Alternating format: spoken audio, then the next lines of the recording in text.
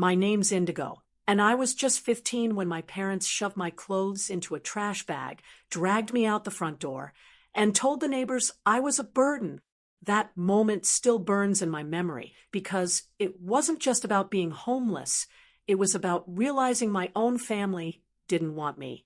What happened after changed everything. Before we get into it, tell me in the comments where you're watching from and subscribe for more family drama, revenge, and emotional courage. I still remember the sound of the zipper on that trash bag. It wasn't a suitcase or a backpack or anything you'd expect to hold someone's entire life. Just a big, black trash bag pulled from under the sink. My father held it open while my mother shoved in my clothes, crumpled, and wrinkled, not caring if anything tore. She didn't look at me once. Her jaw was set, her lips pressed tight, like she had already decided I was no longer her problem. The neighbors were outside that day, mowing lawns, sweeping porches, chatting across driveways. Everyone saw. That was the part that stung most. If they'd thrown me out at night, maybe it would have been easier to hide. But no, it was 2 o'clock in the afternoon on a warm spring Saturday. The sky was so blue, it almost mocked me. Birds chirped, kids rode their bikes down the street. And there I was standing on the porch with nothing but a trash bag and the weight of shame pressing on my shoulders. My father's voice cut through the air like a slap. You're a drain on this family, Indigo. We can't keep carrying dead weight. Dead weight. That's what he called me. A daughter turned into an anchor. He was desperate to cut loose. I tried to speak, my voice trembling. I'll get a job. I can help. But my mother waved me off before I could finish. You've done nothing but take. We've sacrificed enough. You're on your own now. The neighbors pretended not to stare, but I could feel their eyes burning holes into me. Mrs. Collins, who always brought over pumpkin pie at Thanksgiving, glanced at me from her porch and then looked quickly away. Mr. Bailey, the mailman, paused halfway to the next house but kept walking. No one said a word. No one stopped it. The final push came when my father shoved the trash bag into my arms. The weight of it nearly knocked me back down the steps. Go, he said, his voice flat. Don't come back asking for handouts. I stumbled down to the sidewalk, clutching the bag, my hands shaking so hard I could barely hold onto the plastic. My heart pounded in my chest, not just from fear, but from humiliation. I wanted to scream, to cry, to beg, but something inside me refused to give them that satisfaction. So I walked, past the neighbors, past the rows of houses, past the life I'd known for 15 years. I didn't even know where I was going, only that I couldn't look back. The first night was the hardest. I ended up sitting behind the gas station 2 blocks away. The air smelled like motor oil and stale cigarettes. I hugged the trash bag to my chest like it was a pillow, trying to convince myself this wasn't real, that maybe my parents would come looking for me once they'd cooled off. But hours passed and no one came. When the sky turned dark, panic set in. Where was I supposed to go? I thought about knocking on Mrs. Collins's door, but the memory of her turning away earlier stopped me cold. If she hadn't spoken up when I was thrown out, why would she open her door to me now? I curled up on the cold concrete, pulling my hoodie tight around me. Every sound, the hum of cars, the crackle of leaves, the distant bark of a dog, felt magnified in the silence. I didn't sleep much, just drifted in and out, waking every few minutes with my heart racing. The days after blurred together. I wandered around town, dragging the bag behind me, my arms sore and blistered from carrying it everywhere. I stopped at the public library to use the bathroom sink to wash my face. I sat on the swings at the park during the day, trying not to cry in front of kids half my age who had no idea how lucky they were. One afternoon, I overheard my mother's voice while I was near the grocery store. She was talking loudly to Mrs. Pierce, the woman who lived 3 houses down from us. She left on her own, my mother said. We couldn't control her anymore. Always causing trouble, never listening. We didn't have a choice. I froze. She wasn't just disowning me, she was rewriting the story, painting me as a wild, rebellious kid they had no option but to abandon. And Mrs. Pierce nodded along, sympathy written all over her face, not for me, but for my parents. I felt anger boil inside me, sharper than hunger, heavier than shame. They weren't just throwing me out, they were erasing me, reshaping me into the villain of their story. One small comfort came from Grandpa. He didn't live with us, but he called sometimes. After 2 days of silence, my phone buzzed. His voice was steady but warm. "Indigo, I heard what happened. Are you safe?" I hesitated. Part of me wanted to lie, to say yes, but the crack in my voice gave me away. "Not really. I'm just figuring it out." He didn't press for details. He never did. Instead, he said something that stuck with me. "People show their true colors when times get hard. Remember that. You're stronger than they ever gave you credit for." Those words became a lifeline. He didn't swoop in to rescue me, didn't drive over and demand I move in with him. But he saw me.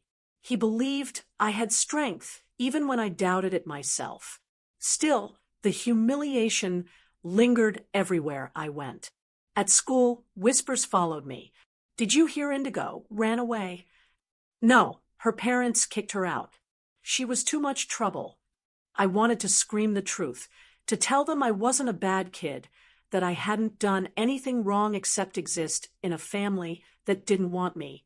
But shouting wouldn't change their minds. Lies spread faster than truth, and my parents had already planted their version of events. So I learned silence. I learned how to carry my shame without letting it crush me. I kept my head down in class, avoided eye contact in the hallways, and tried to blend into the background. But inside, I was planning. Not for revenge, not yet, but for survival. For the chance to prove, if not to them, then at least to myself, that I wasn't the dead weight they claimed I was. The moment that sealed the memory forever happened a week later. I was walking past my old house, too close to resist. My parents were on the porch, laughing with the neighbors. For a second, it almost looked like the life I used to know, except I wasn't part of it anymore. Then my father saw me. His face hardened. "Keep walking," he barked, loud enough for everyone to hear. "You don't live here anymore." Everyone's eyes turned again, just like the day I was thrown out. Except this time, instead of shame, I felt something else rise in me. A cold, quiet fire. If they thought I was nothing, I would prove them wrong. Not by begging for their love back, not by trying to win their approval, but by surviving, by becoming someone they could never ignore again. I walked away that day, with my chin a little higher.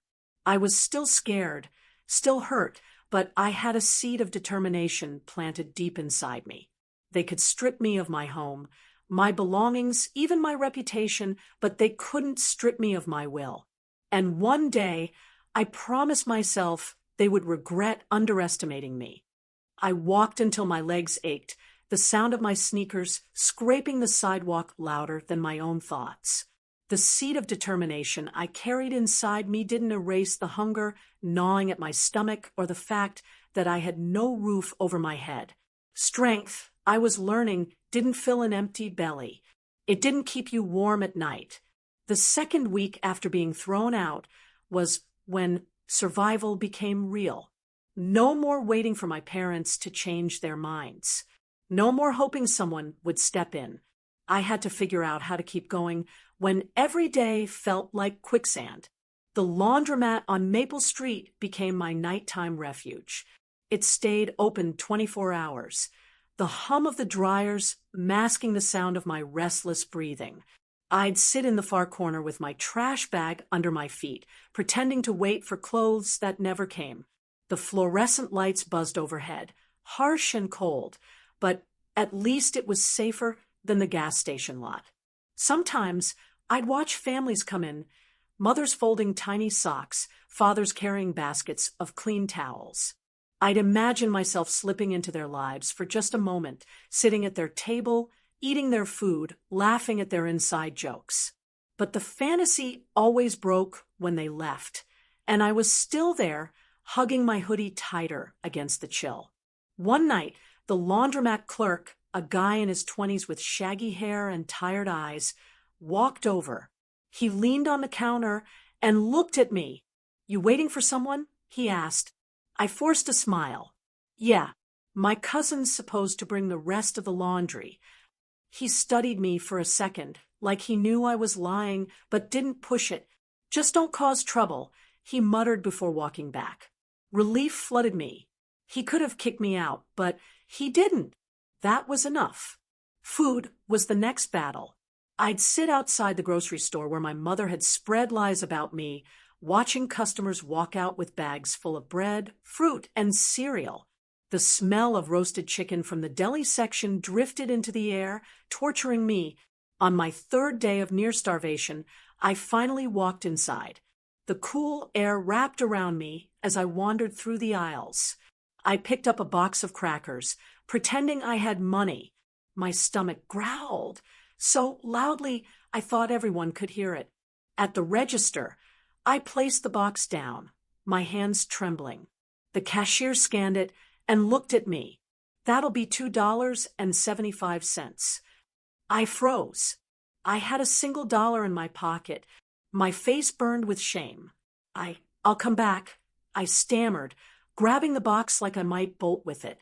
But before I could embarrass myself further, a woman in line behind me spoke up. "I'll cover it." I turned to see her, a middle-aged woman with kind eyes and a cart full of groceries.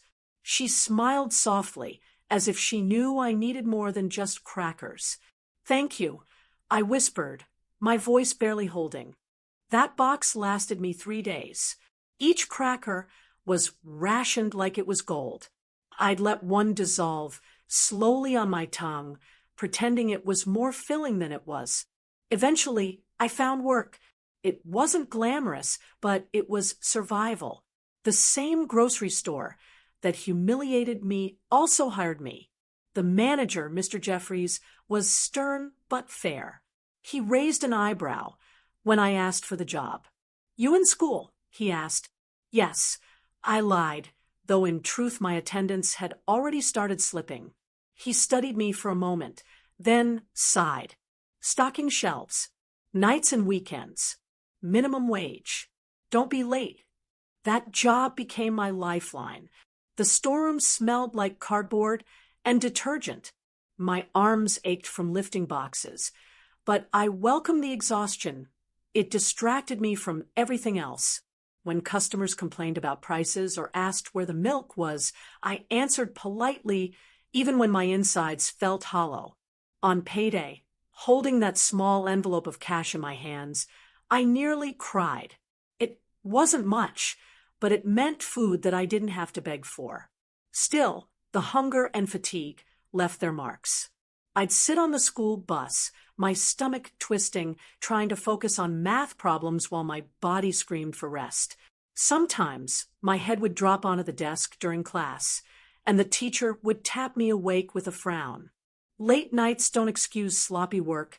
Indigo," she said once, sliding my half-finished assignment back. I wanted to tell her that my late nights weren't spent partying or scrolling on my phone. They were spent stacking cans until midnight, scrubbing shelves, counting quarters just to buy bread. But the words stuck in my throat. No one wanted excuses. They wanted results. And so I pushed myself harder, even when my body begged me to stop. Meanwhile, the lies my parents spread grew deeper roots. At church, whispers reached my ears. She ran off with some boy. She didn't respect her parents. Always had an attitude.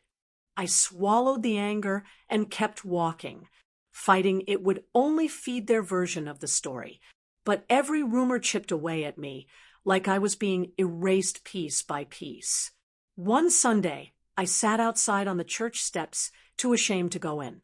That's when Mrs. Daniels, an older woman with silver hair and a voice like warm honey, sat beside me. "You look tired, child," she said gently. I nodded, not trusting myself to speak. She patted my knee. "Sometimes people will talk, no matter what you do. You can't live trying to fix their lies. You've got to live your truth, even if it's quiet." Her words stayed with me. They didn't erase the sting of betrayal, but they gave me permission to stop chasing the approval I'd never earn. The hardest part, though, wasn't hunger or exhaustion. It was loneliness. Nights at the laundromat felt endless. I'd hear laughter from passing cars, couples arguing, kids playing music too loud. The world kept moving, and I was stuck in a bubble of silence. One night, when the ache in my chest felt unbearable, I called Grandpa again. It rang twice before he answered. "Indigo," he said, his voice low but steady. "You sound like you've been carrying the weight of the world." Tears spilled before I could stop them. "I don't know how much longer I can do this." He was quiet for a moment. Then, "You've already done more than most grown men I know.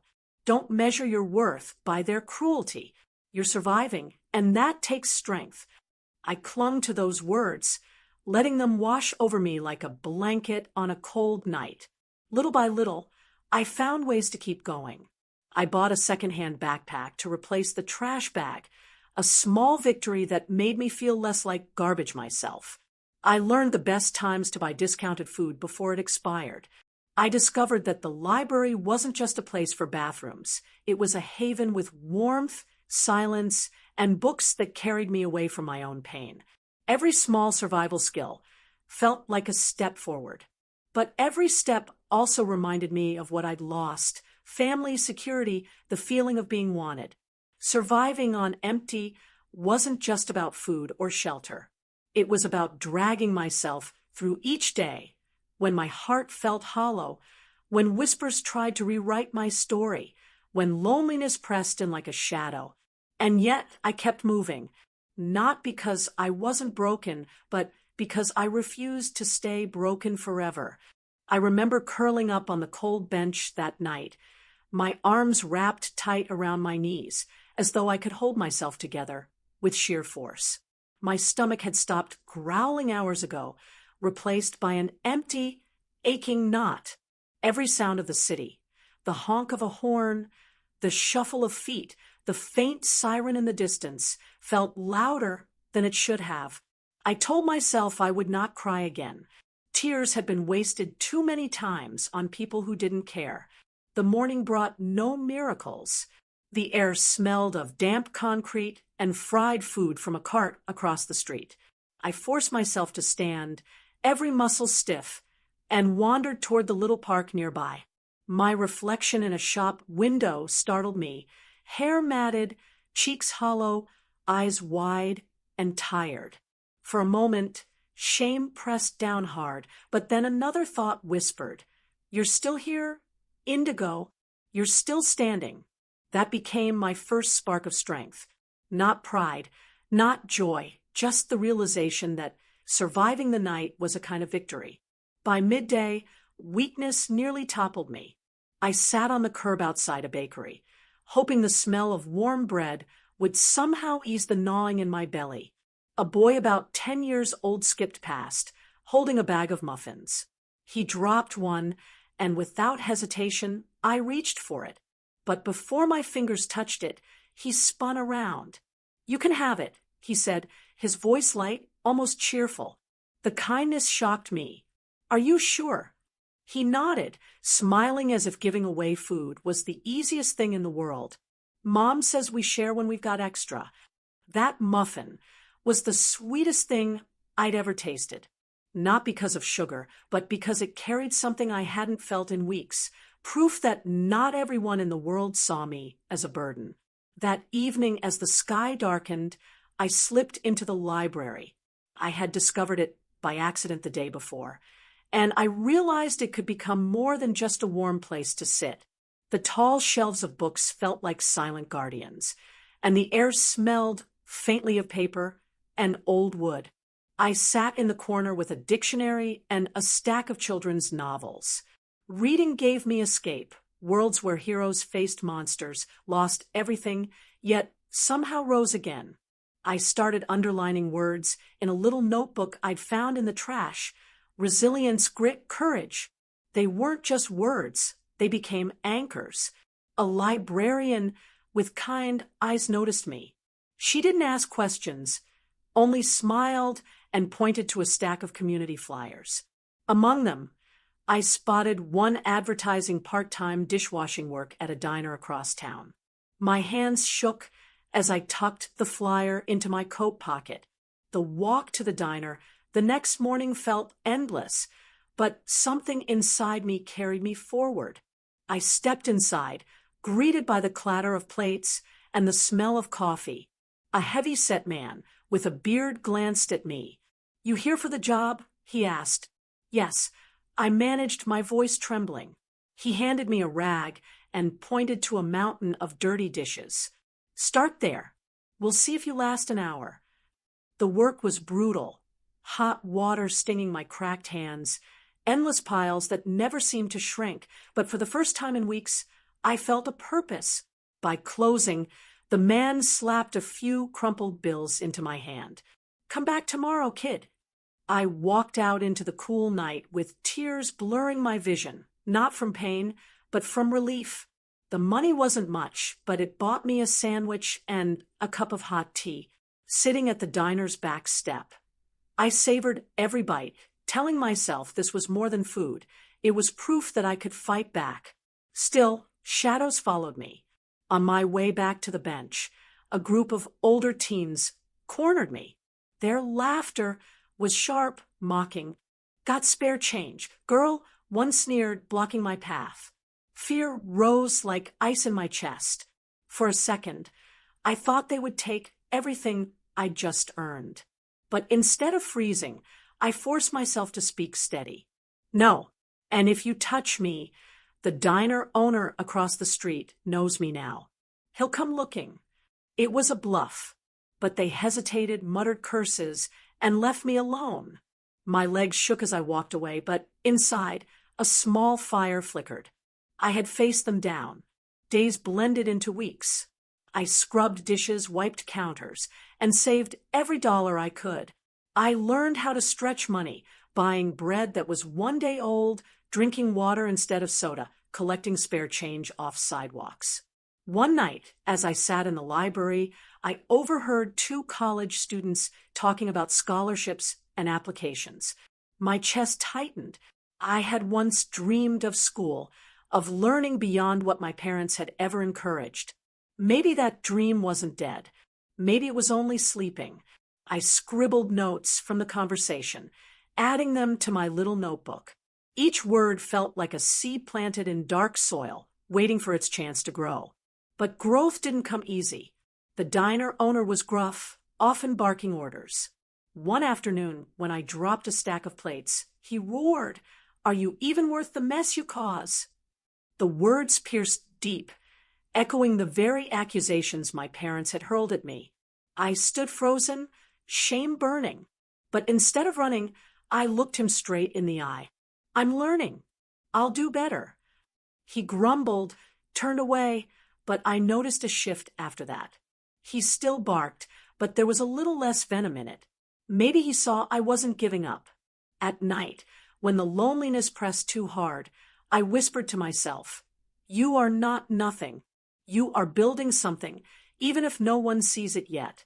I started small rituals, washing my face in the diner bathroom before bed, keeping my notebook tucked safe in my jacket, practicing gratitude for even the tiniest victories. These shadows weren't just hiding me, they were shaping me. One evening, the librarian slipped me a worn-out novel.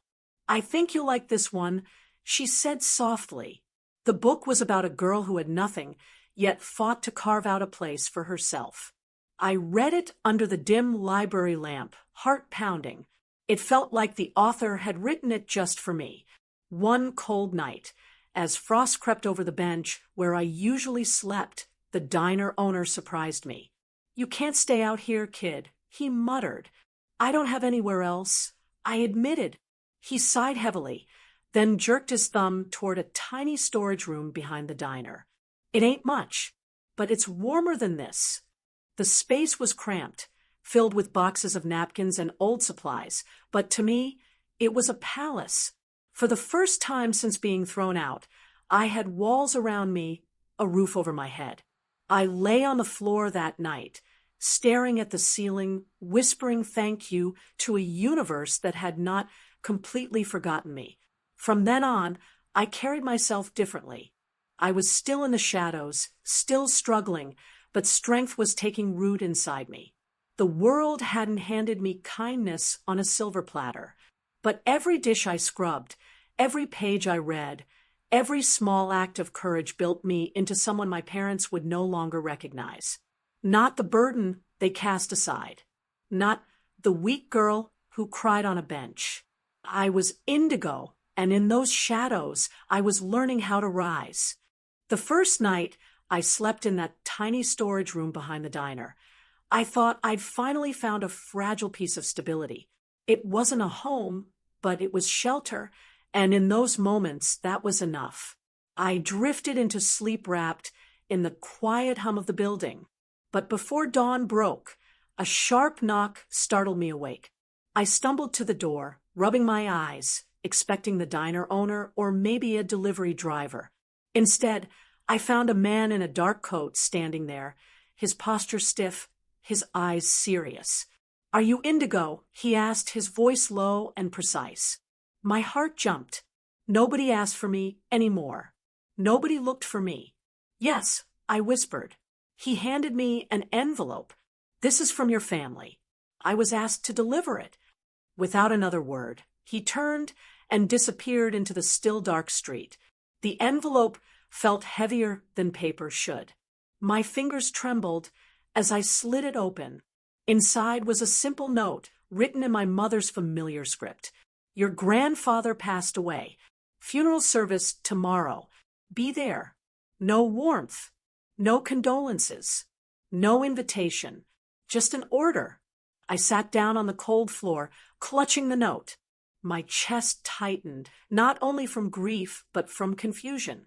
Grandpa, the one person in that family who had ever looked at me with gentle eyes, was gone. The next morning, I borrowed the diner's bathroom to clean myself up the best I could. I smoothed my hair, washed my face with cold water, and tried to make my clothes look presentable. Standing in front of the cracked mirror, I whispered, "Grandpa deserves to see me strong, not broken." The funeral home smelled of lilies and polished wood.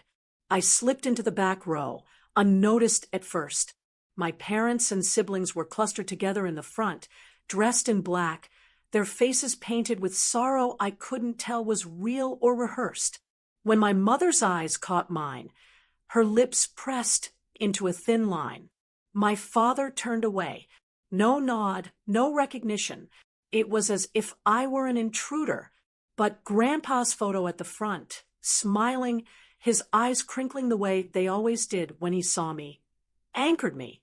I remembered afternoons in his garden, his rough hands guiding mine as we planted tomatoes, his patient voice telling me I was stronger than I believed. Tears welled in my eyes, but I held them back. I wouldn't cry in front of them. Not here. After the service, I lingered in the hallway while guests whispered condolences to my parents. That's when a man in a gray suit approached me. "Miss Indigo," he asked, his tone polite but firm. "Yes." "I'm Mr. Daniels, your grandfather's attorney. He specifically requested your presence at the reading of his will this afternoon." Shock rippled through me. My parents hadn't said a word about this. When I entered the lawyer's office later, the atmosphere was thick with tension. My parents, my older brother, and my younger sister were already seated, their faces tight with impatience. The room smelled faintly of leather and ink, the blinds casting sharp lines of light across the table. Mr. Daniels adjusted his glasses and opened a thick folder. "Thank you all for coming. We are here to read the last will and testament of Mr. Charles Whitmore. At the sound of Grandpa's name, my throat tightened. The first part was predictable. Small donations to charities, tokens for old friends. My siblings fidgeted, waiting for the larger pieces. My parents exchanged smug glances, already calculating what they thought was theirs. Then Mr. Daniels cleared his throat. And finally, the entirety of Mr. Whitmore's estate, valued at approximately $20 million, shall be inherited solely by his granddaughter, Indigo Whitmore. The room exploded. What? My father shot to his feet, his face flushed with anger. That's impossible. She's a child. She's nothing. My mother's voice shook with fury. She abandoned us. She doesn't deserve a dime. My brother slammed his fist on the table, while my sister burst into tears. I sat frozen, the words echoing in my mind. $20 million. Solely by his granddaughter, Indigo. Mr. Daniels raised his hand calmly. Mr. Whitmore was very clear in his wishes. He left a letter addressed to Indigo, which I will provide privately after this reading. The accusations flew like arrows. You manipulated him. My father spat. You must have tricked him somehow. I haven't spoken to Grandpa in months, I said quietly, my voice trembling but steady enough to cut through their noise. My mother leaned forward, eyes blazing. You're a liar. He would never do this unless you poisoned his mind. Mr. Daniels interjected firmly. Mr. Whitmore made his decision of sound mind and clear judgment. All legal documents are in order. There will be no contest. Their fury turned to silence, thick and suffocating. My parents stared at me like I was an enemy. When the others finally stormed out, slamming the door behind them, Mr. Daniels handed me a sealed envelope. This is from your grandfather. He said gently, he wanted you to have his words alongside his gift. I held the envelope to my chest, afraid to open it, afraid of what it might say. My hands shook as I finally slid a finger under the flap. My dearest Indigo, the letter began, I know life has not been kind to you. I saw how you were treated, and though it broke my heart, I trusted that your strength would carry you through. This inheritance is not a gift of money, it is a tool. Use it to build a life where no one can ever cast you aside again.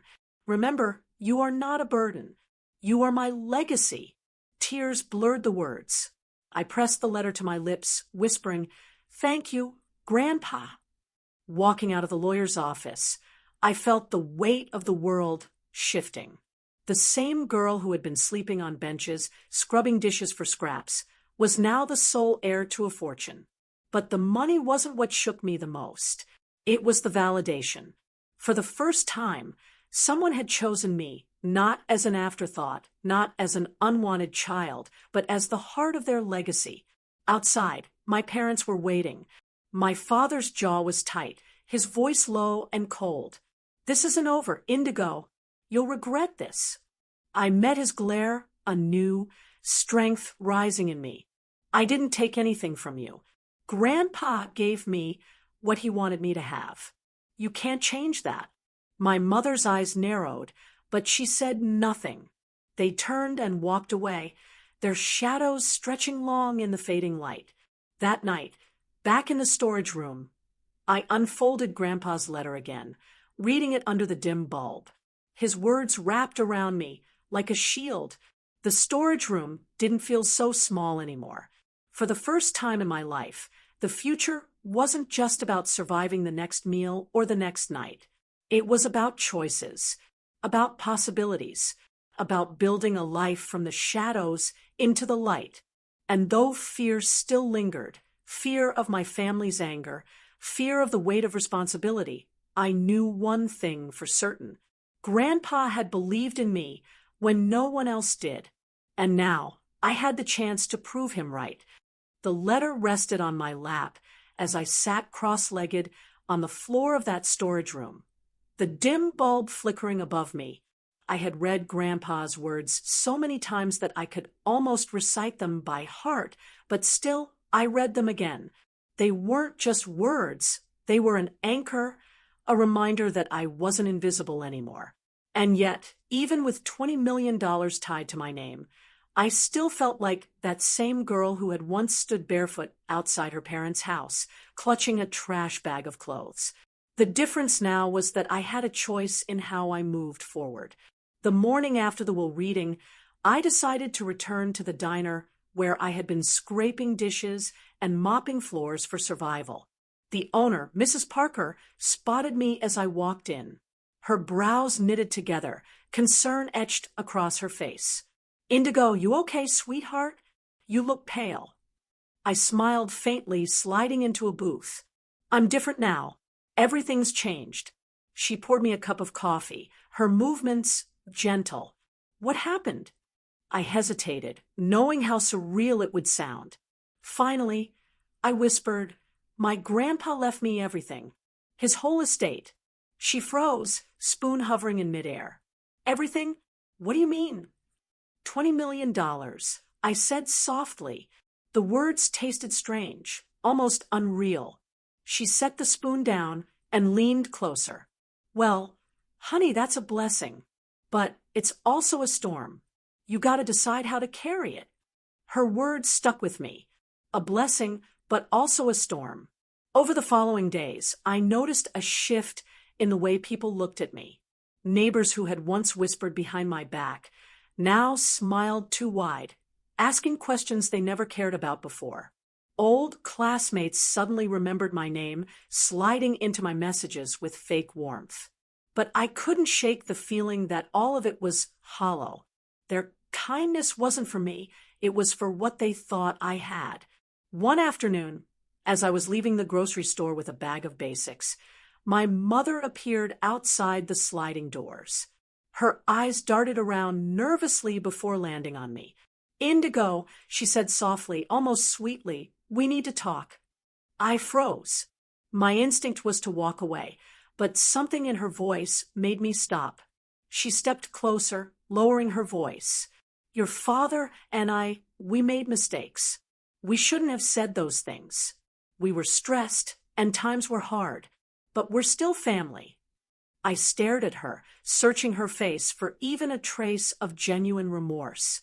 Instead, I saw calculation flickering in her eyes. "You didn't call me family when you threw me out at 15. I said quietly, you called me a burden." Her jaw tightened, but she forced a smile. "People say things they don't mean. You're older now, you understand." I shook my head. "I understand perfectly. You're here because of the money." Her silence confirmed it. After a long pause, she muttered, "We just want to make things right." I looked at her, my heart heavy but steady, then make them right without expecting a reward. I walked away before she could answer. That night, I couldn't sleep. I kept replaying the conversation, wondering if I'd been too harsh. But every time doubt crept in, I remembered the cold night I'd been pushed out of my own home. No apology could erase that. So instead of dwelling on their words, I decided to focus on something Grandpa would have wanted me to do, create stability, not chaos. I rented a small, modest apartment near the edge of town. Nothing fancy, just a place with a lock on the door, a warm bed, and a window that let the morning light spill in. For the first time in years, I unpacked clothes into drawers instead of keeping them in a bag. The silence of my own space was overwhelming at first. I'd spent so long in noise, sirens, footsteps, diner kitchens, that the quiet felt almost unnatural. But slowly, I learned to love it. With the inheritance secured, advisors and bankers began reaching out, offering to help manage my fortune. Their polished voices and expensive suits made me uneasy. During one meeting, a man in a sleek tie leaned across the desk and said, "You're young, Miss Whitmore. You need professionals like us to guide you. If you let us handle your investments, you'll never have to lift a finger." I studied him for a moment. then asked, "Would you give the same advice if I only had $100?" He blinked, caught off guard. "Well, no, but this is different." "Not to me," I said firmly. "Money doesn't erase responsibility." I walked out of that office and decided I'd take my time learning. Grandpa hadn't left me this to be careless. He'd left it to prove I could build something real.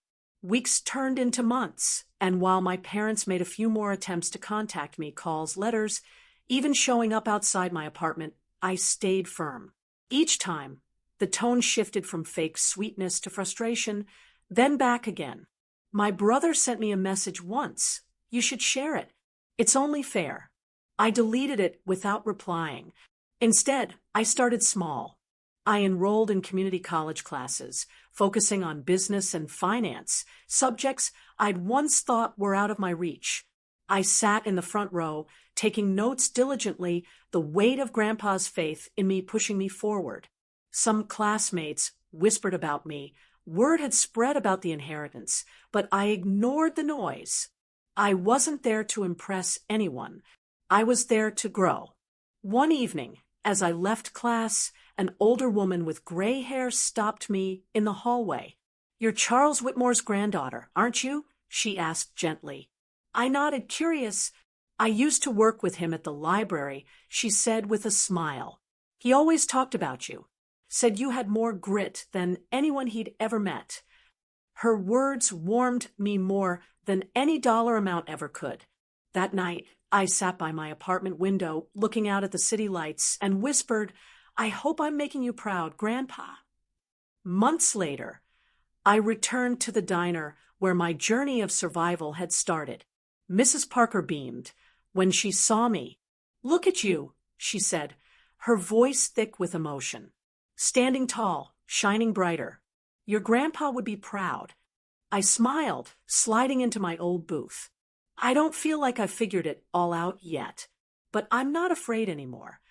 She patted my hand. "That's what dignity is, honey, walking forward, even when the past tried to chain you down." Her words stayed with me as I walked home under the night sky. I knew my parents would never truly accept me unless money was involved. But I had accepted something far more important. I didn't need their approval to live a meaningful life. I wasn't that girl on the curb anymore, clutching a trash bag. I was a woman who had endured, learned, and chosen her own path. Grandpa had given me more than an inheritance. He had given me the courage to walk away, without bitterness, without revenge, and without shame. And as I closed the door to my apartment that night, I realized the truest victory wasn't the fortune in the bank. It was the quiet strength of walking away with dignity. Amara did not look back as she stepped into the cool evening air, her footsteps steady, her heart strangely light. For the first time in years, she felt no urge to argue, no need to prove herself, and no fear of losing what was never truly hers. The silence outside was not empty, it was freedom. She had walked away with her dignity intact, carrying only the strength she had built, the lessons she had learned, and the quiet promise of a future she would shape on her own terms. The divide had taken much from her, but it could not take her peace. That, she finally understood, was her greatest victory.